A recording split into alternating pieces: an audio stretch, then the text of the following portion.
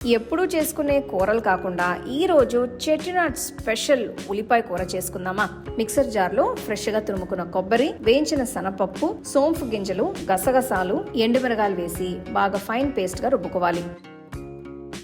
ఇప్పుడు ప్రెషర్ కుక్కర్లో కొద్దిగా నూనె పోసి దీంట్లో ఆవాలు, మినపప్పు, పట్ట, లవంగం, ఏలక్కాయలు, ఇప్పుడు సన్నగా తరిగిన ఉల్లిపాయలు, పచ్చిమిరపకాయలు, కొద్దిగా కరివేపాకు వేసి ఒక 2 నిమిషాలు సాటే చేసుకోవాలి. నెక్స్ట్ దీంట్లో బంగాళదుంపల్ని ఉల్లిపాయలతో పాటు వేసుకోవాలి. ఇప్పుడు తరిగిన టొమాటోలు వేసి సాటే చేసి దీంట్లో కాస్త ఉప్పు, పసుపు, గరం మసాలా పొడి వేసి మొత్తం బాగా కలపాలి. టొమాటోలు మగ్గిన తర్వాత కాస్త నీళ్లు పోసి ఇంకొకసారి మిక్స్ చేసి ఒక 2 విసిల్స్ వచ్చేంత వరకు ఉడకనివ్వాలి.